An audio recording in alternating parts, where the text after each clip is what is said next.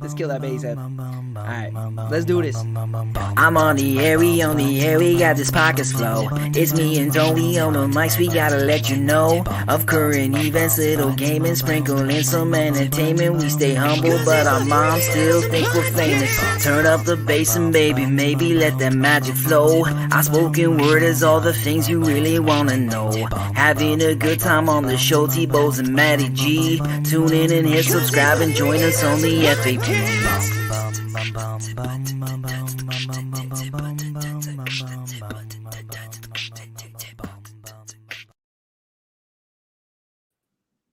Welcome everybody to the Freaking Awesome Podcast. I am your host Anthony Bowes, and sitting next to me is the good ship Lollipop Matty G. How you doing today, buddy?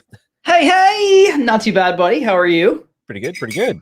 Nice. I figured, when in doubt, a sucker's born every minute, so we'll bring you in candy style today. So before we get too far into things, we have a fantastic guest today. Not only one really good-looking dude and a heartthrob in itself, actor, producer, author Sean Kanan. Sean, how you doing today? How are you? Doing wonderful. So glad that you could make it. And I think we just lost you on the old audio just after we talked about it. Oh, no. We jinxed it. Yep. Can you hear me? Yeah, it looks like you're lagging a little bit there, Sean. Oh, okay. Yeah. Tell everybody to turn off the internet in the house. That's not going to be possible. No, that's okay. It was really weird. It was perfectly fine right up until everything went live. So it's that's called Murphy's Law. Yeah, I know. That's exactly what happened. Yeah. There we go. Yeah. Are we good? I think we got you. Yeah, that's better. I was asking you guys who made that cool theme song for you. That's Matty G. I love that. That's hilarious. Thanks, man. We actually won a podcast award for that intro. Good have. Yeah. One of the many talents is of Matty G. Excellent. Not just a good looking guy. So yeah, I can rap, do podcasts, and I can make fart noises under my leg. Like under my knee. I was gonna say that's normally where things come out there, Matty. But, no, I had to specify. Apparently, anatomy is not one of your talents. Oh shit! Yep. Busted on air. No, that's good. So, do we have some humorous news before we get going here? Yeah, you want me to kick mine off? My first one's a little long, but it comes together at the end real nice. Okay, sounds good. Yep. Okay, so bear with me till the end because that's kind of that was the funny part to me. So, twin YouTube pranksters pled guilty to staging fake bank robberies. So, in Los Angeles, YouTube stars Alan and Alex Stokes, twins known for provocative video gags, have pled guilty to charges stemming from two fake bank robberies they staged in California, one which led to police drawing their guns on the brothers' unsuspecting Uber driver. The 23-year-old brothers were originally each charged with one felony count of false imprisonment by violence, menace, or fraud, and two misdemeanor counts of falsely reporting an emergency in connection with events that happened on October 15, 2019. So this happened quite a while ago, but they're finally just going through with it. Okay. The charges carried a maximum penalty of 5 years in prison, according to Orange County's attorney's office. The brothers accepted a bargain offered by the judge, reducing the felony count to a misdemeanor, and they got a more lenient sentence for probation and 160 hours of community service if they pled guilty, which they did. Okay. The judge also ordered the brothers, who boast nearly 7 million subscribers on YouTube, to stop making videos mimicking criminal behavior. So that was also a condition. Okay. Yeah. So here's the story, though. Okay. So the brothers dressed in black clothing and ski masks and carried duffel bags full of cash as they pretended to flee from a bank robbery, while their videographer recorded the stunt. The brothers hailed an Uber, whose operator refused to drive them, all of which an onlooker thought was a carjacking in progress. Police arrived and ordered the Uber driver out of his vehicle at gunpoint before realizing that it was a gag. Okay. Okay. So the officers let the Stokes brothers go with a warning at that point, But then 4 hours later, they did the exact same thing at a university campus, and that's what they got arrested for. Well, That's I right. find the interesting thing out of all of that is that the cops pulled up and demanded the Uber driver get out. Yep. Right? I mean, that guy was probably looking to get out anyway. So Yeah, he's like, thank you. yeah, Yeah, I'll take no, the guns over. that's pretty funny. All right, so the news I have today, actually, it's funny because both my news articles today are real estate related. You know, so they say it's a seller's market out there right now. Oh, So, dude, it's nuts. right. So I actually have just before you jump in there, a friend of mine, there was a house listed at, I think it was low or high like 186, which is really low, and went to bidding war and sold for over 3. So it was almost double asking price. Wow. Yeah. There was a house not far from where we're moving to that I think was starting off somewhere close to just under 500,000, and by the time bidding war was done, it was almost $1 million. It's crazy. Yeah, it's crazy, and they're saying that they're going to try to get. So, Sean, in Canada, we only have like really 5 major banks that regulate the industry. So they're saying that they actually might have to get the big banks to step in to douse the craziness of our housing market right now. Wow. So that is crazy. What do you guys think? What do you guys think is driving that? I think it honestly, yeah. So what I think's happened is, so COVID has hit our major metro areas. So what's happening is also wages are sometimes 100% more in the metro areas for jobs. So what's happening is all of these people with these super high paying jobs are looking at moving outside of the city, right? So all of a sudden they have all of this. They're cash rich at that point. They sell their existing. We lost Tony. He'll be back though. They sell their existing houses for tons because they live in the city, and they can stretch their dollar out a lot further in the smaller areas. Got it.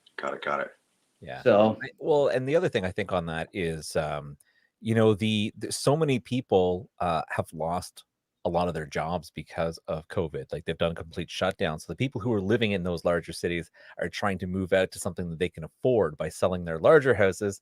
Yeah. Taking smaller houses. Our neighbors in the north are not doing anything to help generate tourist business. I just saw this story yesterday about what's going on with COVID testing and the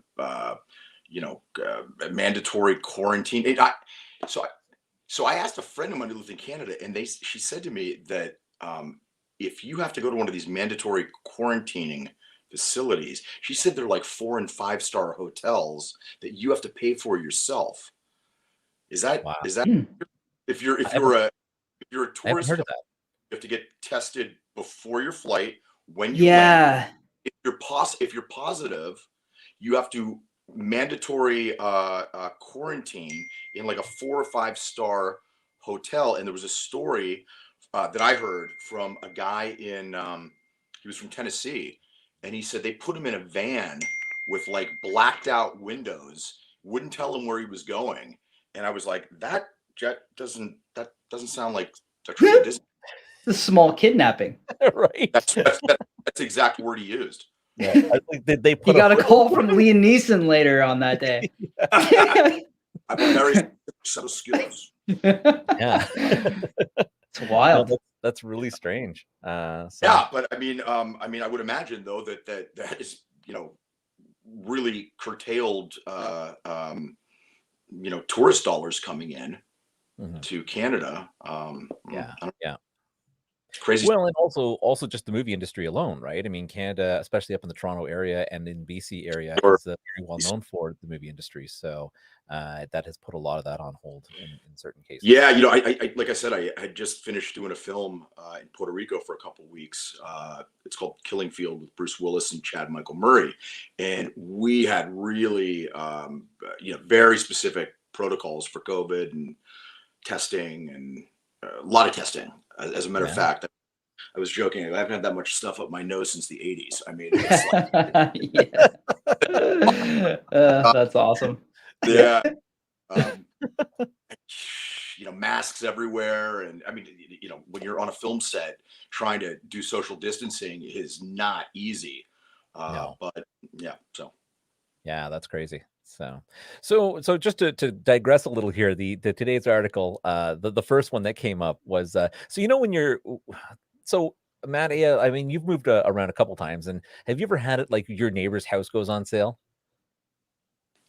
Like they decide to like just sell that, like your neighbors are selling, and then like, what's the first thing you normally do?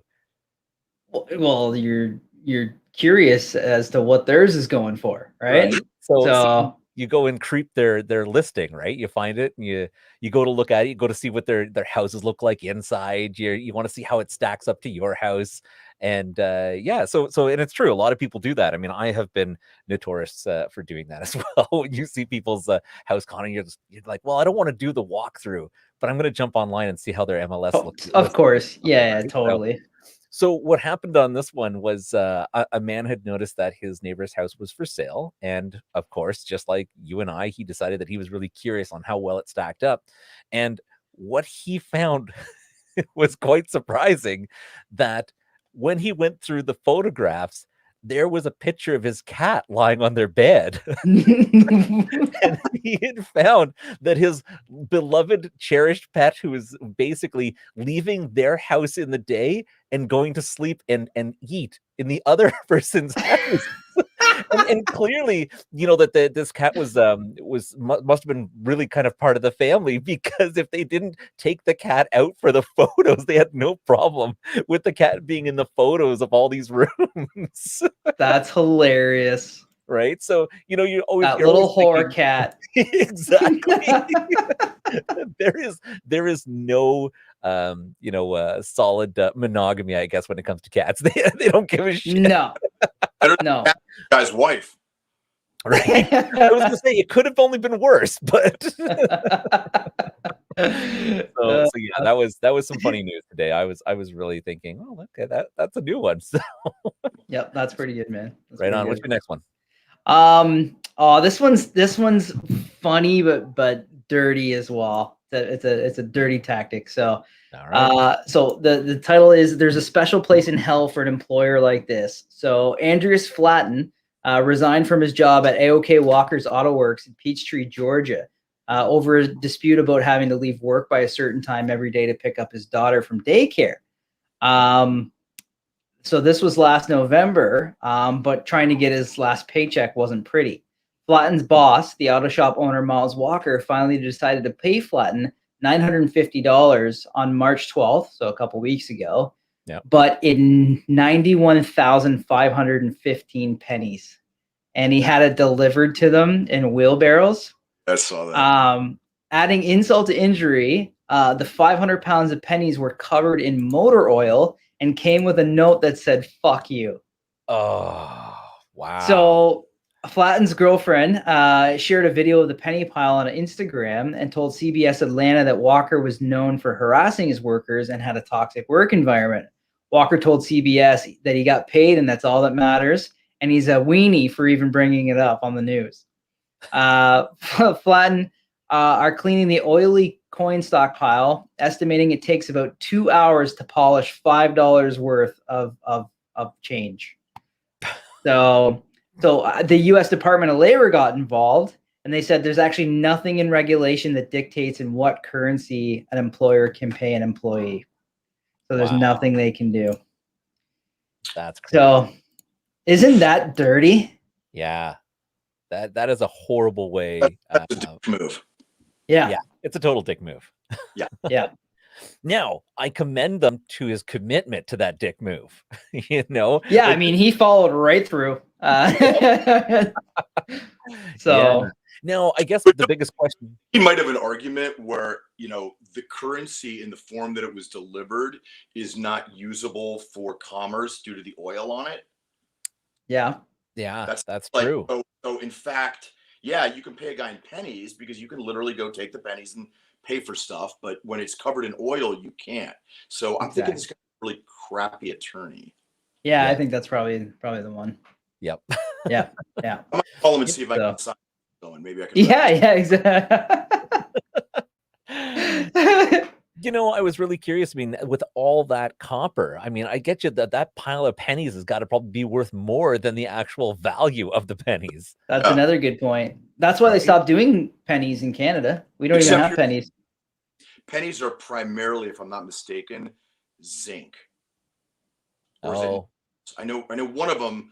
Maybe it's nickels, but I wonder if they are entirely copper.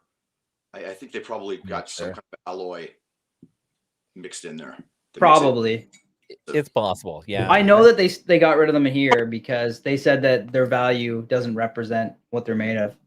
Yeah. So I don't know. We'll have to get someone to fact check that one for us. So, and they taste weird. Yeah. They can get you out of a DUI. No. Exactly. Oh my goodness. Okay, so next article, and this one basically was a little bit fun. And you know how like a lot of people actually, what was it? Not too long ago. There was the woman who was trying to sell a house, and she put a cardboard cutout of Bernie Sanders, and you remember how that like blew up virally, and then people like she was able to sell the house in like days because of having a picture of Bernie Sanders in all the rooms and stuff like that. This one, on the other hand, so the article on this, or it said, sign draws attention to house for sale in Massachusetts town.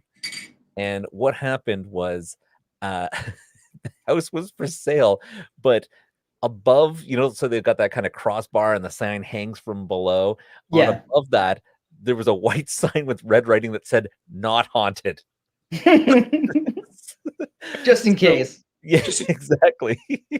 So what happened was there was a woman who was walking by, and she saw that, and she thought that was the weirdest thing in the world. So she called up the realtor to find out, like, was this a prank, or like what's going on? Is this house actually haunted? And they're like but it's a weird way of having to disclose it or something. And they actually had absolutely no clue what she was talking about. So they went down to their sign to find out. And sure enough, and it's like really professionally done though. Like it looks like it belongs with the sign. But the funny thing was, there was apparently other neighbors walking by when they saw the sign, and someone had interviewed them later. They looked at the sign and was like, yeah, that doesn't surprise me, because that house looks actually quite creepy. Yeah. Yeah. Now, the neighbor had said, like, he's been there forever, and he's been through that house and in the land and everything, and there's no way that it is possibly haunted, he said. But they did kind of chalk it up to just one crazy prank.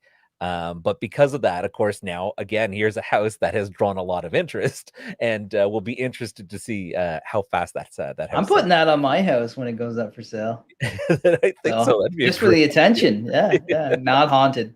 Not haunted. And never had a dead body in it. No True. Here ever. Exactly. So, dude, did you see any good April Fool's pranks today? I didn't. No. No? I heard a good one.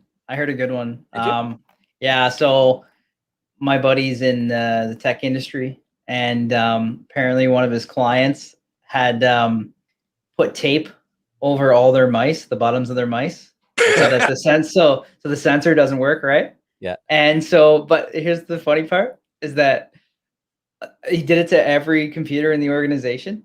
So there's like 50. Yeah. And then the people couldn't get it to work. So they brought in all 50 of these mice in a box and took them to the tech company to have them fixed. So this one prank cost the whole company like hours and hours worth of like productivity loss. So yeah, I was like, and now apparently, because it escalated so quickly, like no one will admit to it. So they're having like an internal.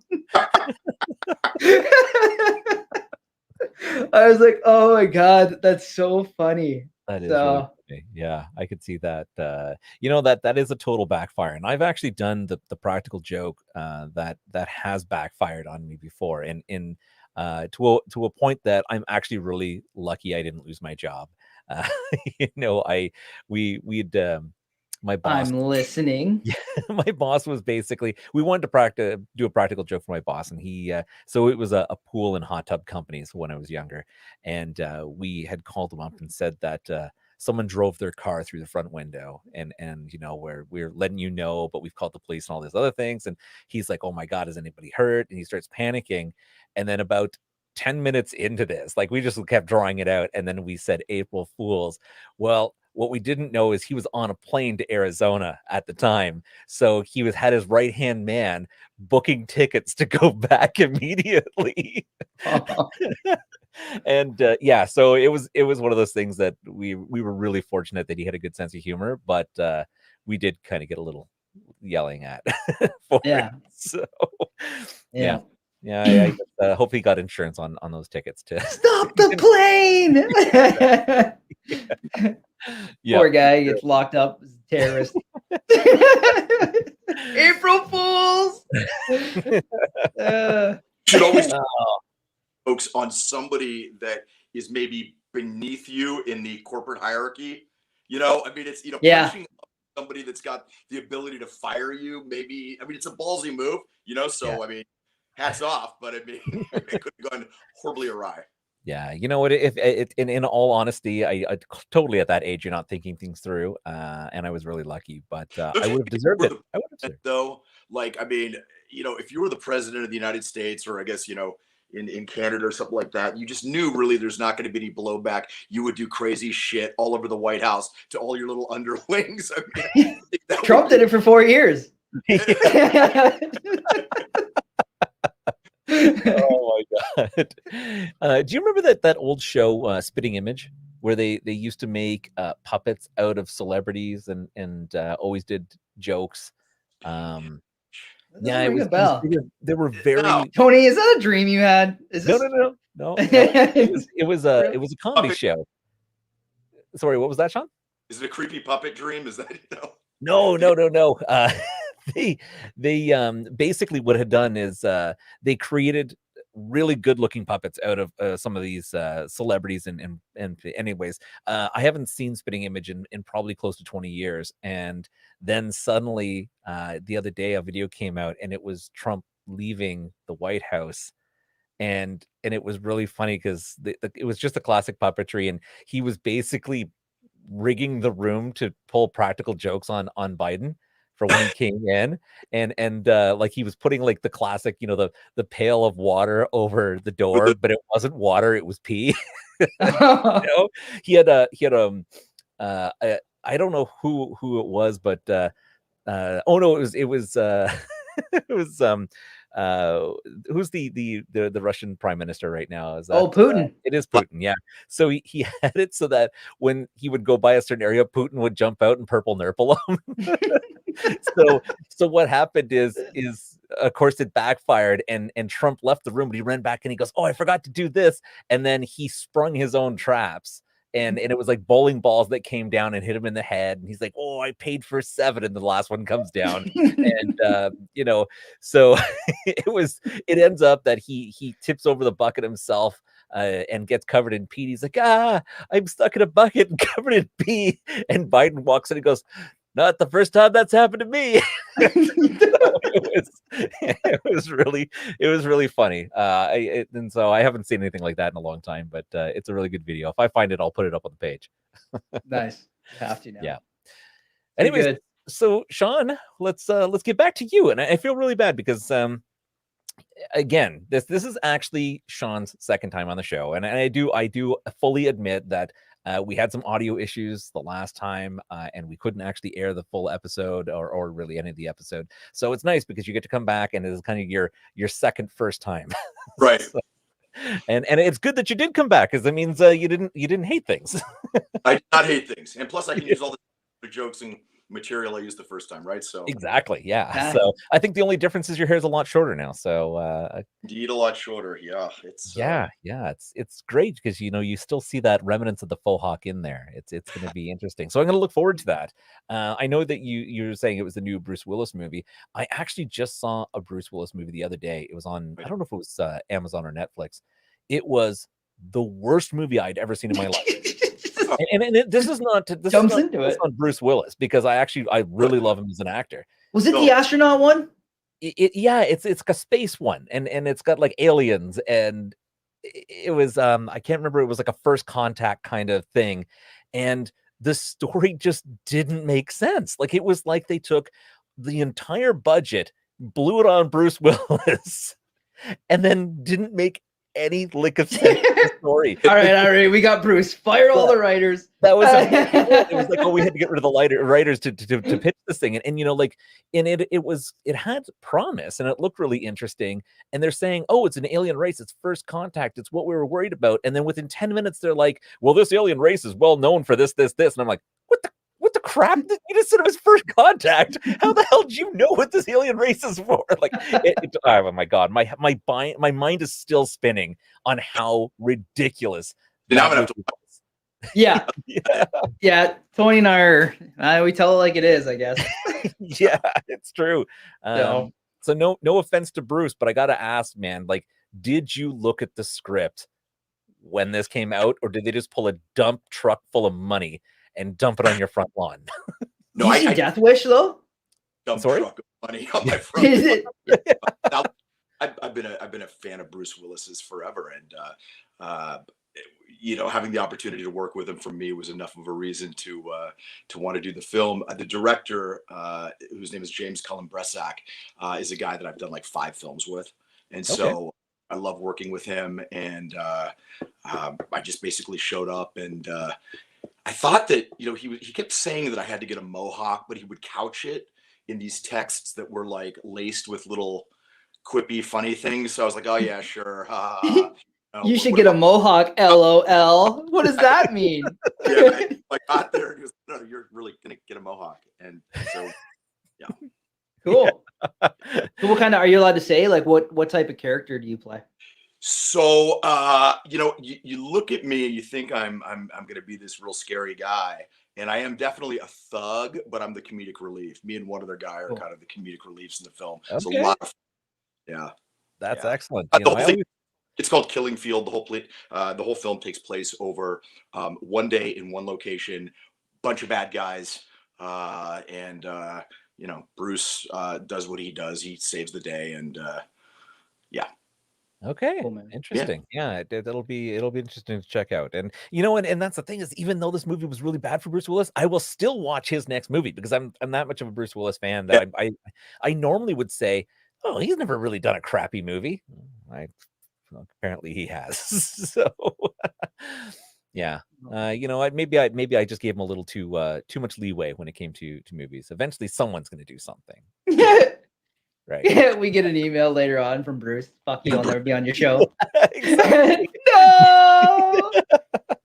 Well, we won't after that comment, I guess. You know what, Bruce? This is your time to show up and prove me wrong, and tell me exactly what happened with that weird space movie. So that's funny. Hey, Tim's saying hi to everybody. Really enjoy the show. Thanks, Tim. So, all right, Sean, there's a lot of questions. Actually, there's a lot has happened since the last time we have seen you, and not just the hair change, but you have, you know, you were working on Studio City, and that was just something that was on the back burner, or just like you couldn't talk about it much when we last spoke. Yeah.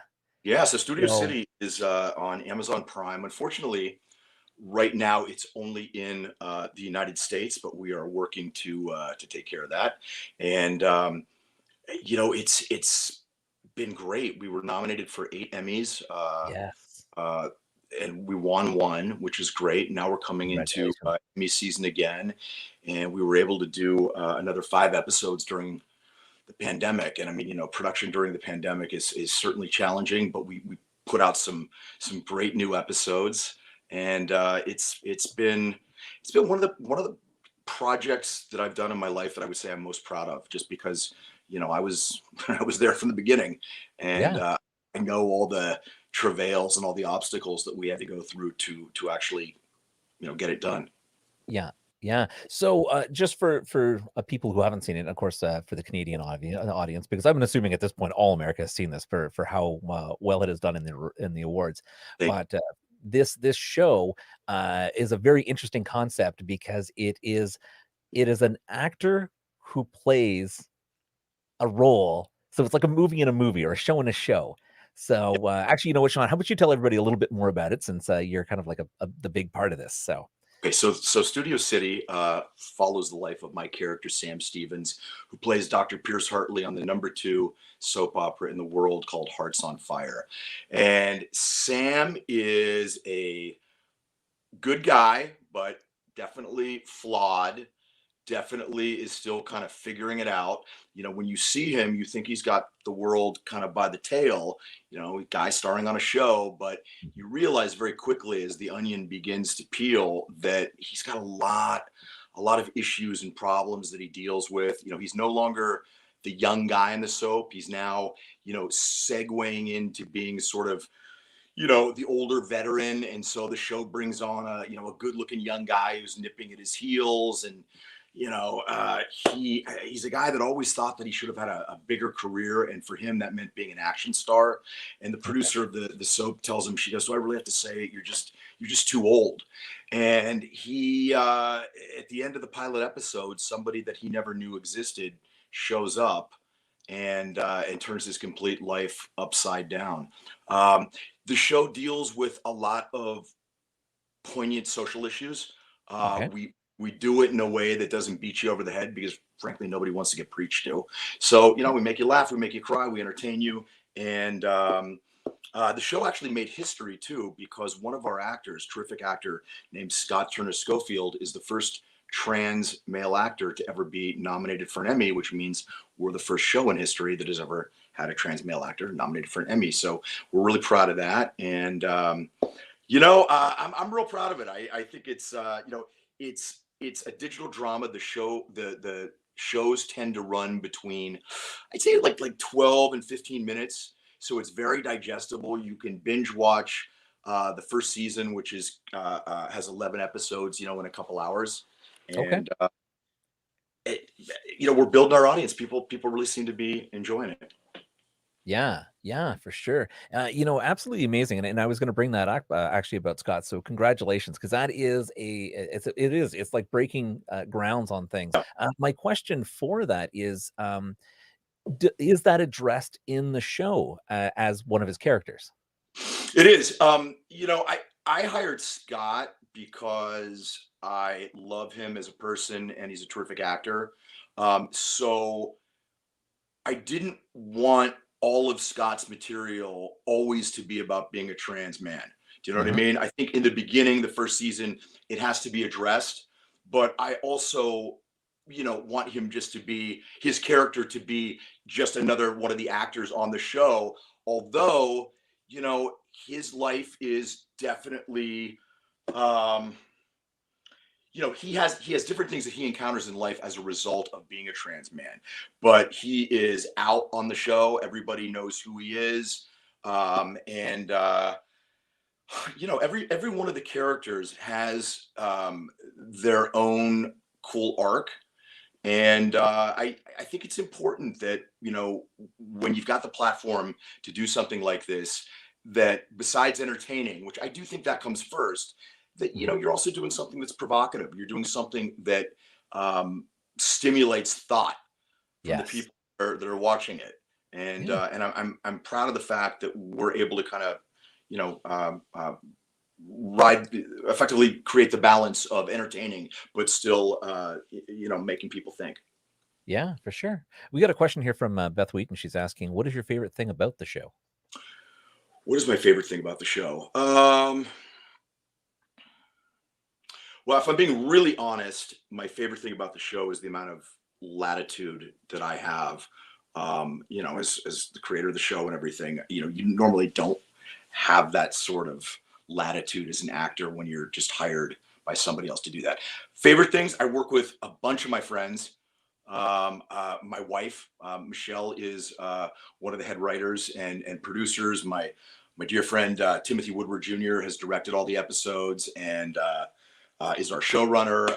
All of the actors are people that I have known and worked with in the past. So when I go to work, it's, you know, it's really fun. I'm hanging out with a bunch of creative people, and we know each other, and we have kind of a creative shorthand which is a lot different than when you're working with somebody, for the first time, because everybody works differently. Yeah. But some of the actors I'd worked with extensively. And so it really allows us so we have to move very quickly because we have almost no money and we have almost no time. And so it Yeah. really to be able to, look at each other and know where you want to go, what you want to do and how to get there without taking a lot of the time that you might have to do with people that you haven't worked with before. Okay. Yeah. Makes sense. Yeah, for sure. There's a comment here by Peter. He's saying there was a scene with Scott in the first season where he is at a support group and talking to the others, and it was amazing. So that's really good. Thanks. Yeah, I mean, it's a pretty heavy scene actually. Scott is at a support group for transgender people, and he's kind of recounting what his transition and what his life has been, and how lucky he is that he's starring on Hearts on Fire.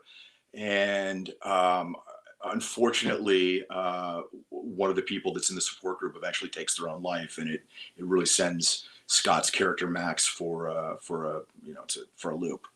Yeah. Wow. Powerful. Yeah. It'll be good. It'll be good. Unfortunately, as you had mentioned, it's not available up in here in Canada.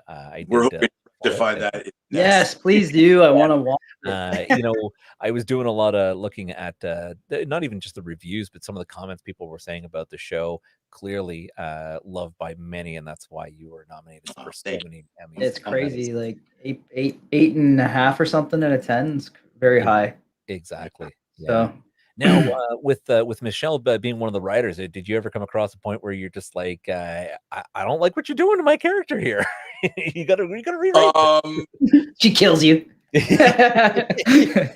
Honest, she's a tremendous writer, and I obviously, I do a lot of the writing too, and so I'm able to have a lot of input on my character and his dialogue. So by the time we do it, I usually feel really good about it. And the great thing about having Michelle and Tim and a lot of the other people that we have that are part of the central team is everyone's got different skill sets, and I've got a few skill sets, but they elevate me and allow me to be my best, because there's some things that they do much better than I do, and that really gets to the essence of how filmmaking is a collaborative medium. The hope is that you're making like this hobo stew, and everybody, one guy brings a carrot and one girl brings a potato, and by the time everyone puts their talent into it, you got something that tastes really good. Yeah. You would have like a carrot and boiling water if it was just like one guy usually. Yeah, for sure. I thought it was really interesting when I had read about Michelle being the writer, and I was kind of thinking, like this would never work for me and my wife, because it would be something stupid. Like I would write my character and be like, and then he has this fantastic moment with 3 women, and it'd be like, and she would change the writing to be like, which he found out it was a dream, and woke up next to the dog, or some weird like thing that I was just like, yeah, I could see that being a little bit of a back and forth. So I thought it would be interesting to ask you if you and Michelle ever had one of those moments where you're like, I'm going to do it this way, and she's like, no, you're not. Sure. Sometimes I think art sometimes comes from friction rather than absorption, and it's that process sometimes of having, shall we say, spirited debates. I think that's a diplomatic way of putting it. But at the end of the day, we're all working towards the same common goal, which is to make the show the best that it can be. And Beth just said it's a special gift to be able to work with your wife, and it is. There's nobody I trust more. There's nobody that I know is more in my corner than my wife, and vice versa. And I'm glad that she's really getting a lot of the recognition that she richly deserves. She was nominated for an Emmy as a writer last year, as was I, the whole writing team, and as a producer. And it's just so well deserved, because I've known for a really long time how talented she is and what she can do. And now it's really exciting for me to see a lot of other people finally discovering it. It's amazing, right? Because you feel like, because you're together and you're so supportive of each other, you're gonna be like, but you're an amazing writer. And she's like, but you have to say that you're my husband, right? So it's so interesting and amazing then to get that nomination for the award, and the Yeah, world basically you saying, know, no, you, no, no, he's right. when you make a project like this that you're doing independently on a shoestring budget and everything, just getting it made is like a big win, right? And then Mhm. you put it out there, and it's like you're sending your little child off to kindergarten and hope the other kids are nice to them. And when your project gets made and now it's out in the world and some people say some nice things about it, that's even better. And then when you get some awards, you know what I mean? It's like it would have been great just getting it made. And so many times in the entertainment business, a lot of people pull together, work really hard, you get something made, and it kind of never sees the light of day, you Yeah. know. And so we sort of have kind of hit the lottery in a lot of ways, just because we're building an audience and we're getting some recognition, and it's really wonderful. Absolutely amazing, and again, congratulations, because it's quite an achievement, and I was so happy, considering the last time we talked to you, it was kind of like, oh, I can talk about it, but I can't really talk Yeah. about it, and now to found out that it just exploded, and has had so many nominations, so that's just amazing. I appreciate that. Yeah, and we're talking about other things that I've got going on. I'm really excited that my new book is coming out. Uh, Yes, in the our next Cobra. point here. And as a matter of fact, Michelle is on the phone with the printer as we're doing this. So it's just like, she's tireless, and just, everything that I do, she like suits up, and, is a part of it. And we're gonna have the books in about 2 weeks, which I'm really excited about. It's taken a long time. I'm doing the film with Bruce Willis, put everything kind of back a couple weeks, but I'm just really eager to get the book into people's hands, because I'm really proud of it. I know that it's got some tremendous information in it that has the ability to really help transform people's lives, and I want to share it and get it out there. Yeah, yeah, that's good. Peter, Thanks, uh, Peter. He's my buddy. is also can't wait for it. Now, again, I don't know. There was a little blip in the audio there. The name of the book, of course, is The Way of the Cobra, Way to cover, yeah. and this, of course, is not only semi autobiographical here, but also quite a nice tie-in with of course, Cobra Yep. Kai, and Karate Kid 3, and your role there. Have So I'm gonna explain that, because Okay, first of okay. all, let me give a really quick rundown of what the book is about. So the book is set up in the structure of your student in my dojo, the dojo of life, Cobra Life, and I'm the Mhm. sensei. And Cobra is an acronym that is formed from the words character, optimization, balance, respect, and abundance. And the genesis of the book came about a couple years ago, when I was having a period of my life where I was pretty stuck. I had had some significant successes. I had had a few epic failures. I was 35 pounds overweight, and I had no job possibility on the horizon. And I realized I needed to do some things very differently, very quickly.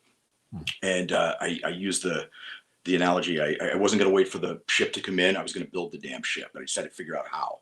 And Yeah. so these are the battle tested tactics and strategies and philosophy that I've used in my life to achieve some of the success that I've achieved. And in that 1 year, when I made these changes, I co-authored Success Factor X, which became an Amazon new release bestseller and was rated one of the 20 most inspirational books of the last 2 decades by Book Authority. Yes. We got Studio City made and won an Emmy, and I lost the 35 pounds. And I tell people that not as a way of impressing them, but impressing upon them what is possible when you are willing to get honest, make some changes. And I, wanted to share this stuff. Now, a lot of people say, well, you're piggybacking on Cobra Kai and all that. Absolutely. I completely cop to that, because this book was being written for a long time, and it was going to come out under a different title. A lot of the same information, but sort of with different wrapping paper. And the fact of the matter is that, I just feel like I would be short-sighted and stupid if I didn't take the fact that I was, in the Karate Kid 3, appeared on Cobra Kai. This has been a major part of my life, and tap into the enormous fan base, because at the end of the day, this book doesn't have the potential of helping anyone if it doesn't get into the hands of the people who need it. And so it just seemed like the smart, right thing to do.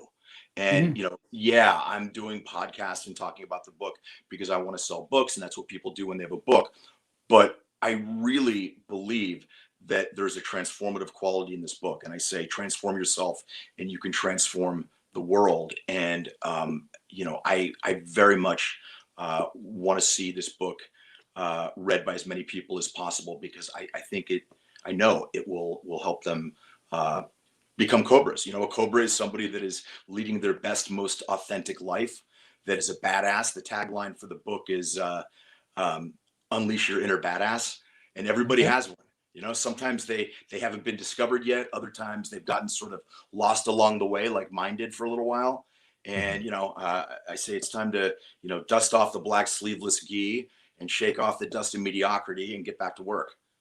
Yeah, for sure. And sorry, Beth has a question here. Is there a specific martial arts or spiritual philosophy that you tend to agree with?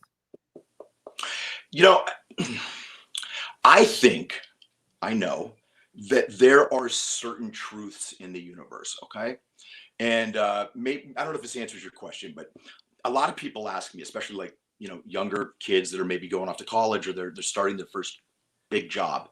And they say, what do I need to do to be successful? Now, there's a lot of stuff in this book that really drills down it. But I say, if you can do these 4 things, even if you're not the most talented guy or girl in the room, you've got about a 95% chance of being successful in life. And the first is this. You learned it in kindergarten.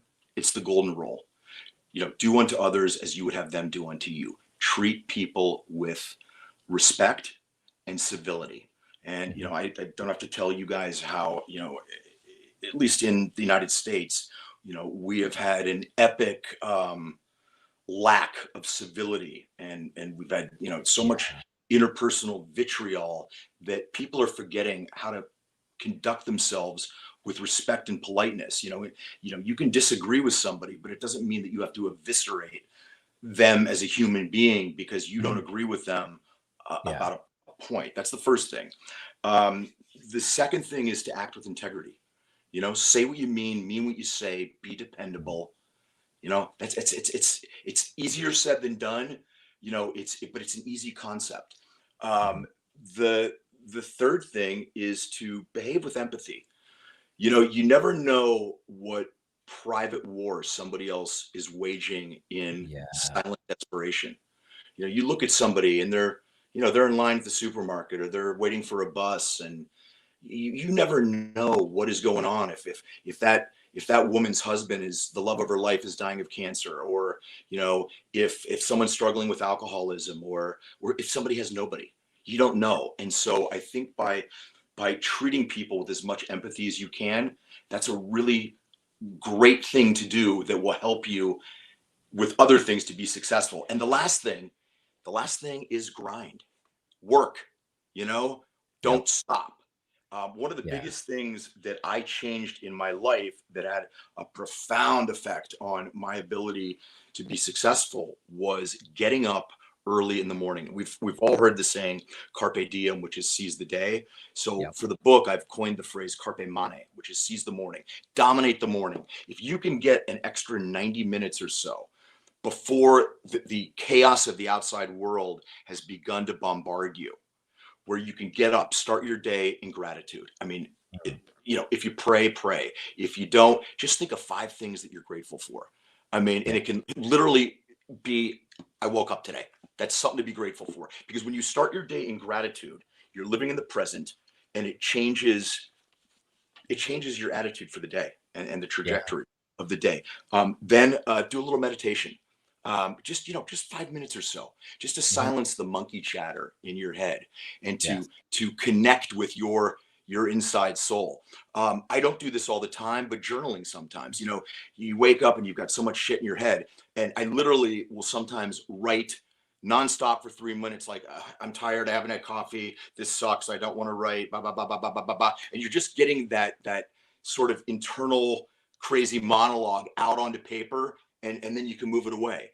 Another thing that I'm a huge proponent of is visualization. And so, take what you have to do that day, whether it's a phone call, a meeting, a podcast, whatever you're going to do, and take a few minutes and really think through and project how you want that to go. How you envision making it the best thing that you can by bringing value to the other people that you're with. Because I'm a big fan of very few times in life do you engage in a zero-sum game. One of the few times you do that is if you have to defend yourself, and even then there's reasons you don't. So I'm a big fan of how can I bring benefit to myself, and how can I also bring benefit to somebody else in any situation, right? Yes. And by visualizing that really helps. So I do a lot of that, and the last thing is reading. If you can read for like 20 minutes a day, over the course of a year, you will have put so much amazing new good information into your head that it will expand your wheelhouse. It's going to, I'm also kind of a fan of reading stuff that's maybe something you wouldn't like normally read, read something that's going to kind of stretch the boundaries of who you are as a person.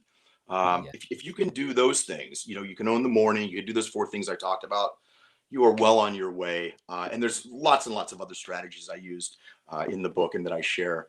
But and like you said, it is it's pretty autobiographical. I mean, I take a lot of the stories from my life, I share them, and I attach those to a lot of the lessons.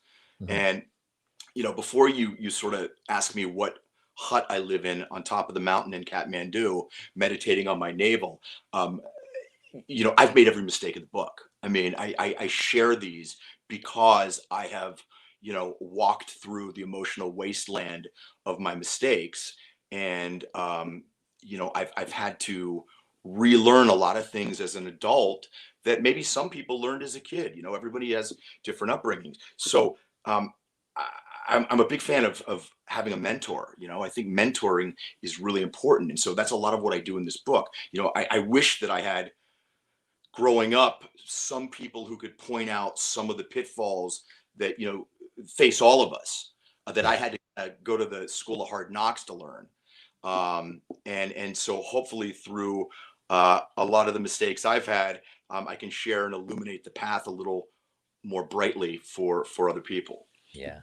You just said something that was very interesting. When basically if someone could give you more guidance or not make those same mistakes. And it's really interesting because I grew up that way. My parents always tried to be like, oh, here's this, we don't want you to make the mistakes we made.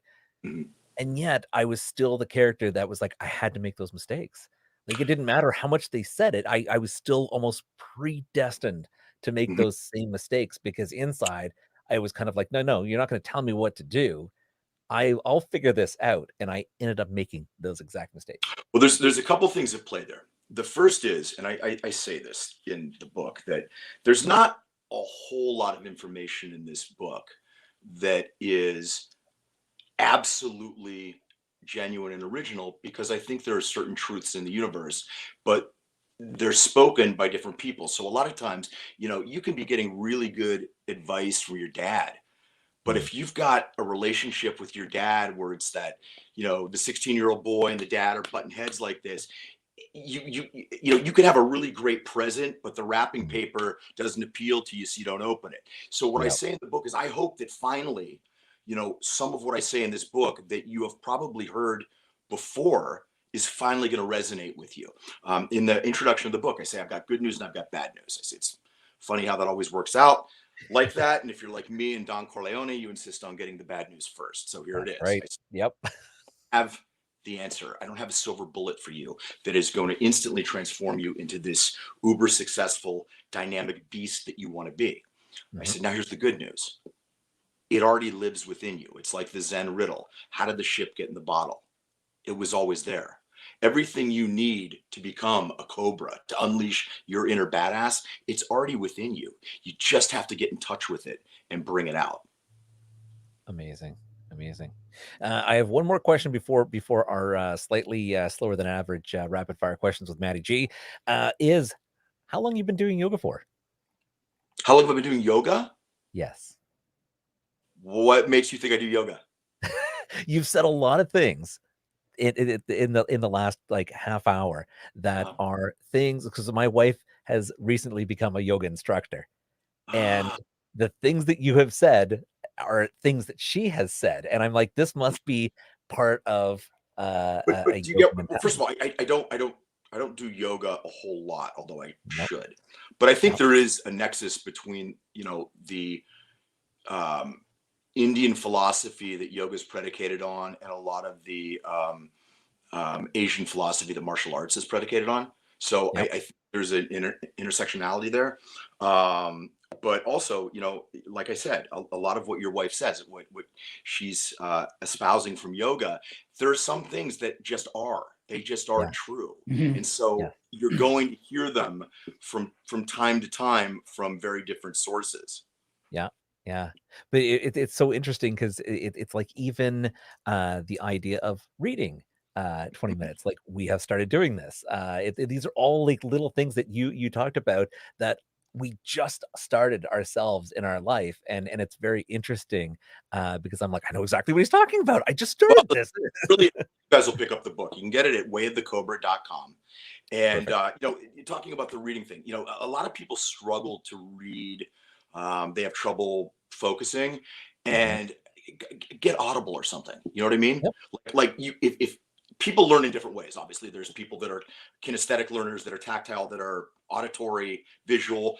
You might be somebody that best absorbs information by listening to it. And Yeah. I know in Los Angeles, we are legendary for our traffic. So most people that are, bright people realize very quickly that if you turn your car into a library, and you can learn a language, you can, the amount of time that Los Angeles people and most California people and most people in big cities spend in a car over the course of the year, it's got to be a minimum of 150 hours at the very minimum.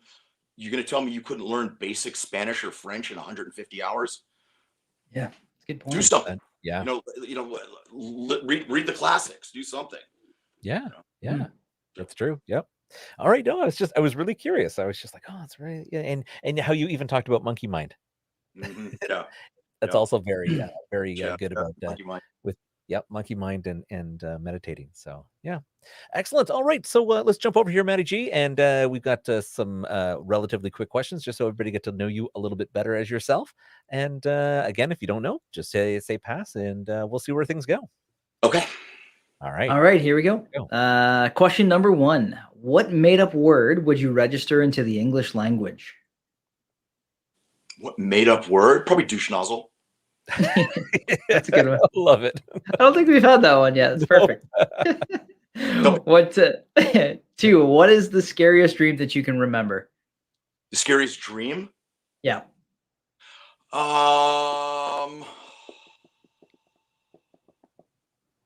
Scariest dream I can remember. I remember when I was a very little kid. I must have been 3, and my parent, the air conditioner in the house, I guess, went out. My parents had gone to sit outside in the front yard, and I was having a bad dream. And I got out of I don't remember if I was in a crib or a bed at 3, but the house was completely dark, and I couldn't find my parents, and I was crawling on the floor trying to find them. And it was a combination of having a really bad dream and my parents not being in the house, and really it was pretty traumatic for me. Yeah. That scared the bejesus out of you as a kid. Yeah. Yep, that would do it. Yep. What superpower would you pick?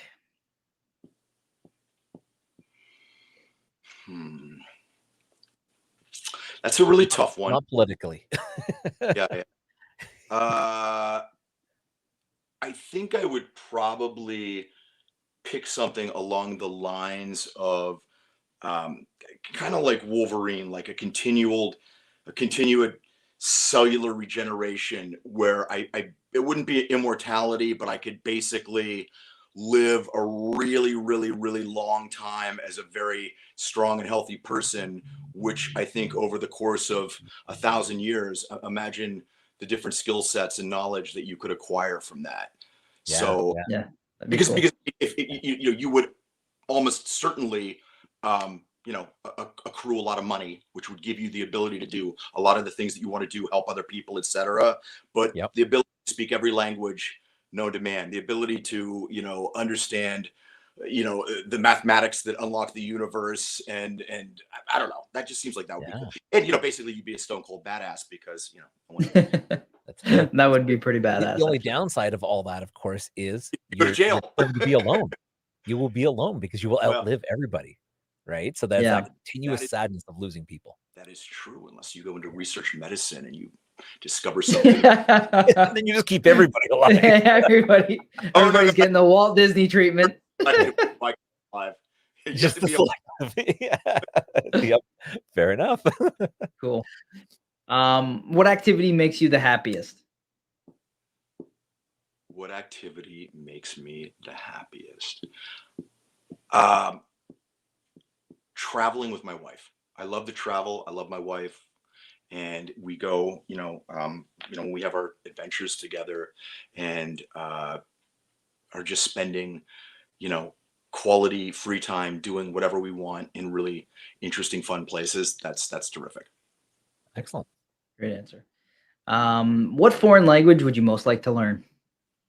Well, I speak Italian, and I'm studying Mandarin Chinese right now. I've been studying it for probably about 1.5 years. What other language would I like to learn? I don't know. There's probably Russian. Russian's tough. I studied Russian for a while, and believe it or not, it was harder for me than Mandarin is. Probably that. I think that would be kind of cool. Yeah, it'd be I've heard Russian's hard to learn, so it'd be a good challenge. You have a completely different alphabet. You've got the Cyrillic alphabet, which is much easier than the 5,000 Mandarin characters that you would need to learn to be able to read the newspaper, which I can't do yet. But they're both tough. Yeah. I look at those characters and I'm like, is that a tree? Is that a tree? No. Well, that one looks exactly like that one. No, that one's missing a leaf. Yeah. Oh. Yeah. If you could relive a decade, which would you choose? If I could relive a decade. Mm-hmm. Hold on, it's the wife.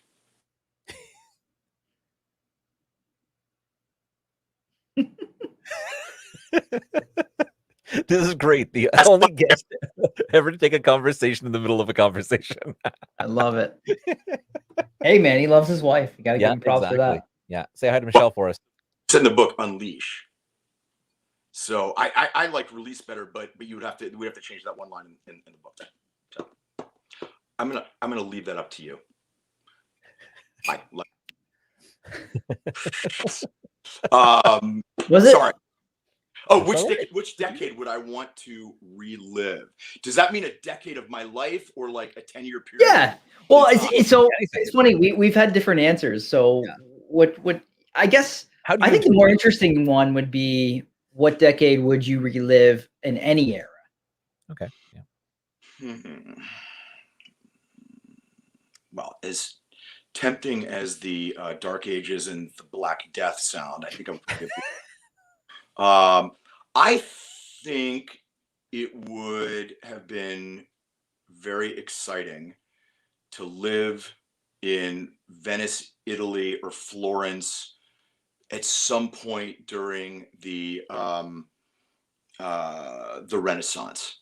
When the Age of Enlightenment was happening and all of these new ideas were coming from all over the world. When in Florence, Michelangelo, was working on the Il Gigante, which was the giant piece of Carrara marble that had sat outside of the Galleria de Accademia. And, another artist had tried to make a statue and completely effed it up. And can you imagine, you're just like, you're walking around and, oh, there's Michelangelo making what's going to be the masterpiece, David. And I think that would be interesting. That would blow my mind. Yeah. Well, I mean, there would, I like creature comforts, So, I mean, I have a big problem with any time that doesn't have AC or ice. So, yeah. Yeah. What about dental care and health care? And I mean, there's that too, but yeah. I think that would be exciting. Like the Wild West sounds exciting, but when you realize that like the streets all smelled like horse shit, and that there's syphilis was rampant and all this other stuff, I don't know, not so much. Why? What do you guys think? What I think Renaissance was a good answer. Renaissance was good. I mean, worst case scenario, you want to get cold, you just go sit in a crypt somewhere. But I mean, I don't know if you guys have ever been to Venice, Italy, but it's a mind-blowing city that's built on an island that the canals, and it's just gorgeous and amazing. So I think that would be pretty cool. That would be it's on my wife and I's bucket list. Wait. You know what? I was thinking. I can't believe I didn't say this. I was thinking about this the other day. You know what I think would have been really, really exciting was to have been with the founding fathers of the United States during that time when they had made the traitorous decision to leave the crown and start their own country, and the brilliance of these men when they were constructing the Constitution, and before that the Declaration of Independence, and just the passion and the danger and the intrigue and the profoundness of that whole thing. I think it would have, I don't know that it would have been the most fun, but I think it would have been incredibly stimulating. Yeah, definitely. I mean, you're still in that time period about being around with a bunch of that smell like horseshit, but but still, yeah, exactly. Peter, apparently go back to the 90s. 90s was good. I like the 90s. 90s was good. Fresh Prince. Yeah, exactly. Sure. Saturday morning cartoons. What was the first movie that ever made you cry? What was the first movie that ever? I cry a lot at movies. I'm a big crier at movies, believe it or not. I do too. I can sometimes, depending on what my day's like, I can watch a commercial and I'm like, I do want to save a bunch of money on my car insurance. Remember what the first film that made me cry was? I don't know. I'm gonna have to pass. I don't know. There've been okay. That's fair. Yeah, that's fair. Do you believe in aliens? Absolutely, 1000%. Love it. You guys know what the Fermi paradox is, right? The Fermi paradox the Fermi paradox is named after Enrico Fermi, who created the radio, and it basically says that there is in an infinite and never-ending universe that most likely has billions and billions of planets that could sustain life.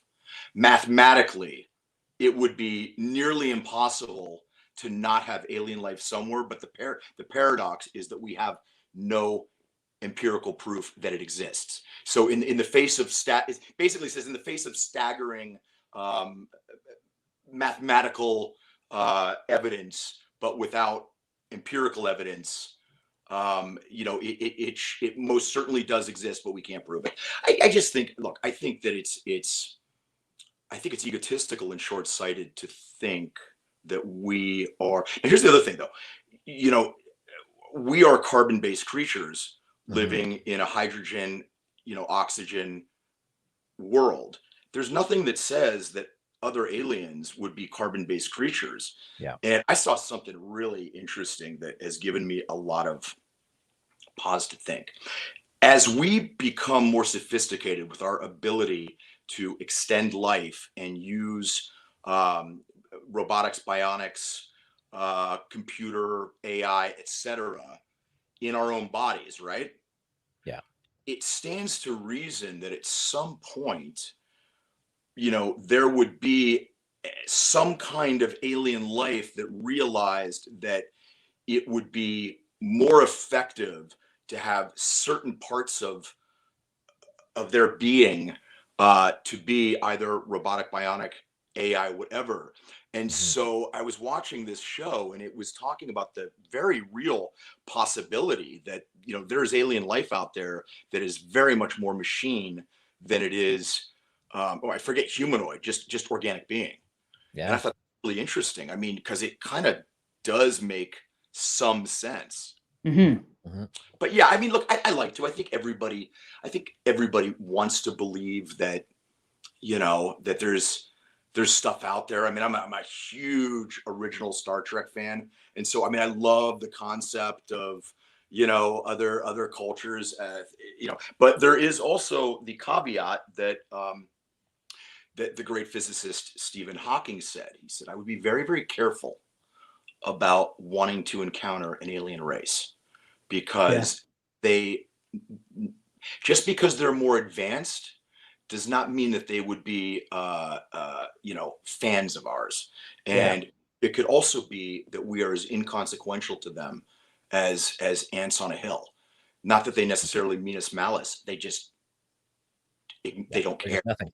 They see our planet for resources, and there would be nothing we could do.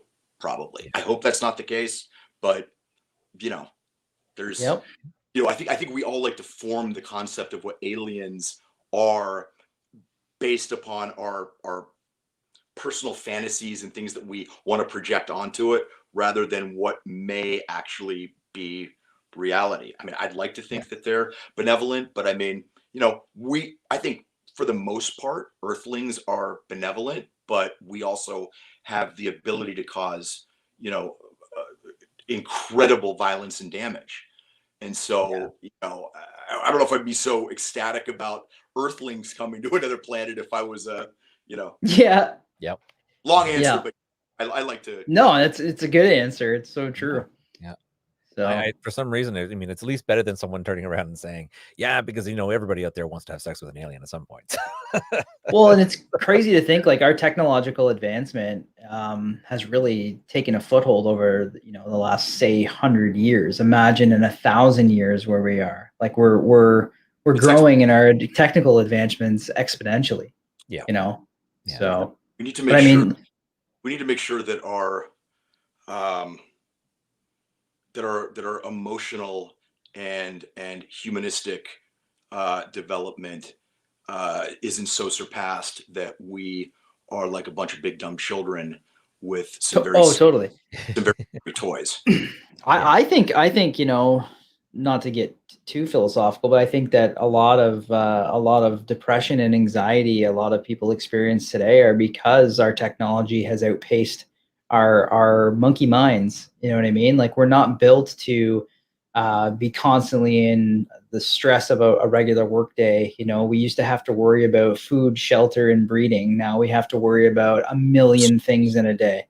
Yeah. So I just think we haven't evolved for our minds to be able to process the amount of stimuli coming in. So therefore it manifests into things like anxiety, depression. I think there's that. And I also think there's a reality too. And again, I talk about this in Way of the Cobra, that on a lot of levels, the last couple generations have been getting soft. We have so much at our disposal to make our lives easier and more comfortable. And I've been guilty of this myself. So, again, I'm not like in the hut on top of the, mountain.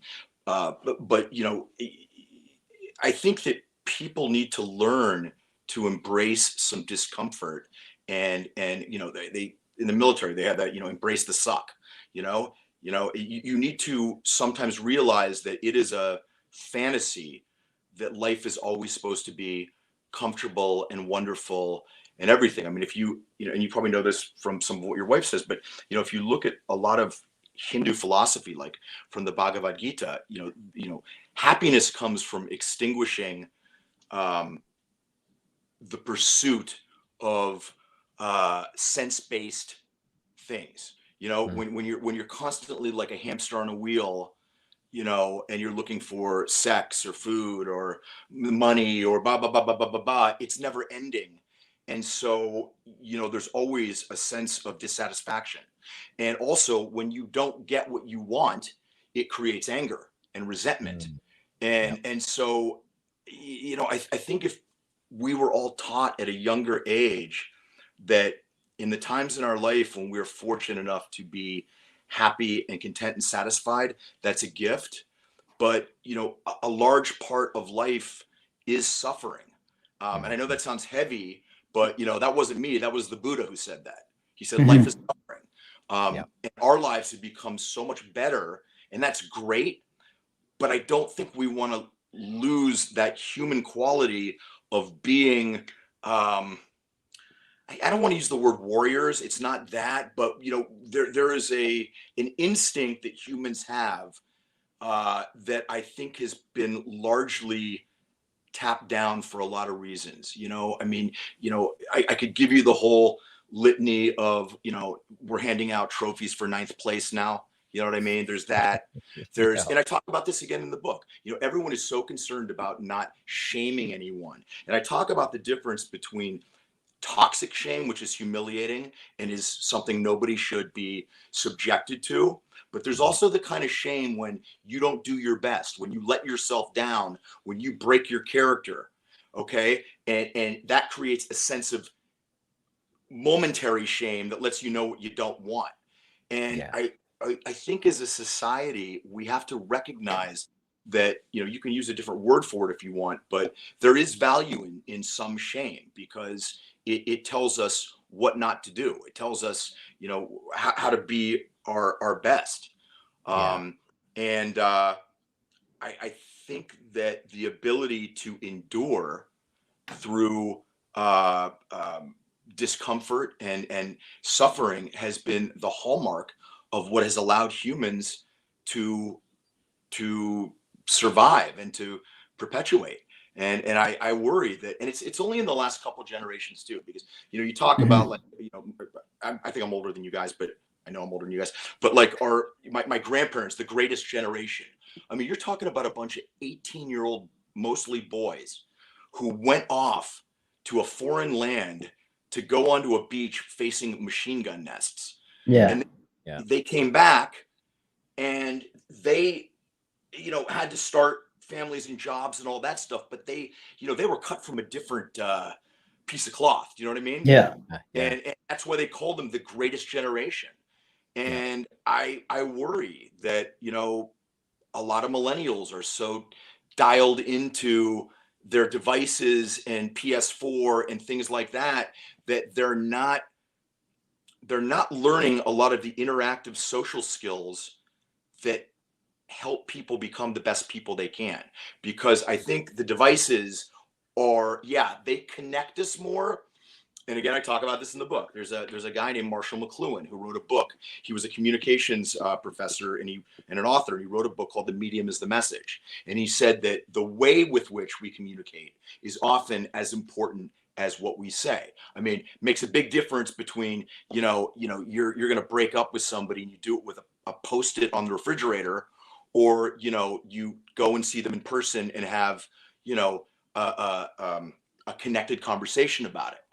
So leaving, it started with voicemail, the ability just to say your piece and then leave it on somebody's message, so there wasn't a dialogue, it was a monologue. And that has descended into a lot of the craziness that we see on social media, where people just rant and rave. And it's like, we all know you're not going to change anyone's mind with that crap. You're not. Mm-hmm. You're either playing to an echo chamber or you're venting. Mm-hmm. And it's not really a form of communication. It's a form of verbal masturbation. Yeah. Yep. Absolutely. For sure.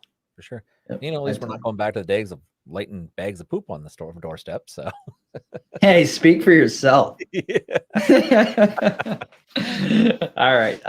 Next question for you. What's your biggest pet peeve? What gets on your nerves? So, these are really stupid. I really hate when you go to an office building and they lock the restroom.